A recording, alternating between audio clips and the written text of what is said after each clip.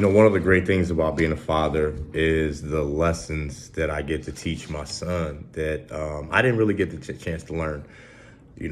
I recognize that raising a young black man is difficult in this country. It's difficult probably in any country and probably in any time, but especially in this country, at least to me.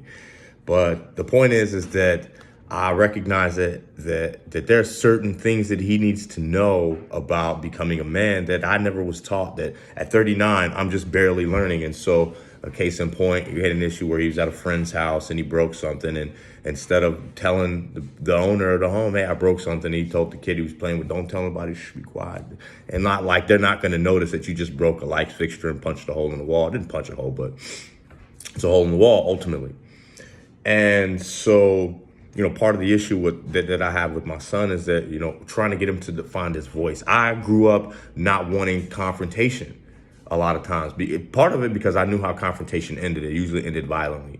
But so there were instances where I would not say anything when I should have said something. I wouldn't stand up for myself, or I wouldn't stand up for what was right. I wouldn't own my responsibility. I didn't want to hurt anybody's feelings or make anybody feel bad or make anybody mad or upset with me. So I would just not say nothing.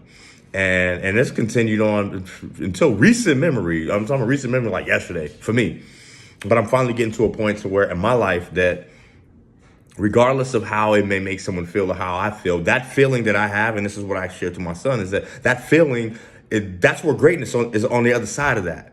When you find yourself afraid or you're worried or you're scared or you're fearful to say something or to do something, you have to do it. That feeling is nothing more than telling you, you need to do this or you need to say this. Because on the other side of that is where greatness lies. And it's embracing that feeling, knowing that you should embrace that feeling as opposed to you should cower from that feeling. I was never taught that. So I always took the easy way out. I would ghost people. I would shun people. I would just refuse to have those conversations. I'd act like things didn't exist or the people didn't exist, as opposed to having those uncomfortable conversations, because I knew that if I didn't say anything or didn't do anything, I could protect my own fragility. And I can't allow my son to grow up in a world like that. Because that's what the world is going to teach him. Hey, man, it's okay to just hold it. But you do yourself a grave disservice by doing that. So I'm grateful that I'm getting an opportunity to learn these lessons side by side with my son, that I get an opportunity to see what's the best way to approach these dialogues, and then to just have the real conversations with him, and so that we can learn and grow and develop for the next time around. So I won't call that parenting 101, but what I will say is that this is the greatest assignment that I've ever been given, and I embrace it. And you should too.